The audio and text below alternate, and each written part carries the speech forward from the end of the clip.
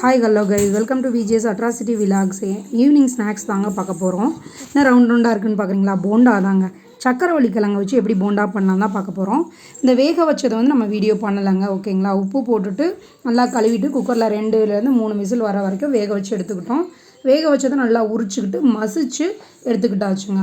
அதுக்கப்புறமா ஒரு கடாயில் வந்து பார்த்திங்கன்னா ஆயிலை ஹீட் பண்ணிவிட்டு பொடியாக நறுக்குன்னு ஆனியனுங்க, ஒரு பெரிய வெங்காயம் இருந்தாலே போதும், நல்லா வதக்கிக்கிறோம்.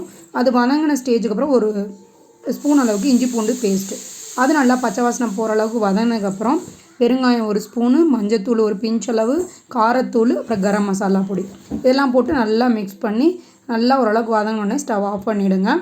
அதுக்கப்புறமா பார்த்தோம்னா நம்ம மசிச்சு வச்சுருக்க கிழங்கு கூட பார்த்திங்கன்னா ஒரு 1/2 கப் அளவுக்கு வந்து பார்த்திங்கன்னா கடலை மாவுங்க, அப்புறமா பொடியாக நறுக்குனா கருவேப்பிலை, தென் வந்து பார்த்திங்கன்னா பச்சரிசி மாவு வந்து பார்த்திங்கன்னா 2 ஸ்பூனு அதையும் ஆட் பண்ணிக்கிறோம். அப்புறமா ஒரு ஸ்பூன் அளவுக்கு சோம்புங்க, அதை சேர்த்ததுக்கப்புறமா நல்லா வதக்கி வச்சுருந்தோம் இல்லைங்களா, அந்த ஆனியன் இஞ்சி பூண்டு பேஸ்ட்டு அது எல்லாத்தையுமே சேர்த்துக்கலாம்.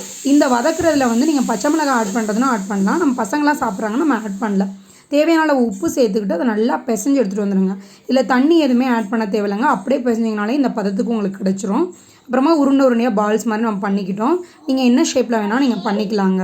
அப்புறமா கடாயில் வந்து ஆயில் ஹீட் பண்ணதுக்கப்புறமா வந்து பார்த்திங்கன்னா ஒவ்வொரு உருண்டைகளாக எடுத்து போட்டுட்டு கொஞ்சம் வந்து மீடியம் ஃப்ளேமில் வச்சுட்டு நீங்கள் நல்லா ப்ரௌன் ஆகிற வரைக்கும் 2 பக்கமும் திருப்பி விட்டுட்டு நல்லா வந்து ஃப்ரை பண்ணுங்க.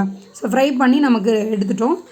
நமக்கு சுவையான டேஸ்டான ஒரு போண்டா வந்து ரெடி ஆகிடுச்சு. இங்கே பெங்களூரில் செம்ம மழைக்கு சூடான ஒரு ஸ்நாக்ஸை நாங்கள் ரெடி பண்ணி சாப்பிட்டோம். பசங்களுக்குமே ரொம்ப பிடிச்சது, எனக்கு ரொம்ப பிடிச்சதுங்க, ஓகேங்களா? நீங்களும் வீட்டில் ட்ரை பண்ணி பார்த்துட்டு எப்படி இருக்குன்னு சொல்லுங்கள்.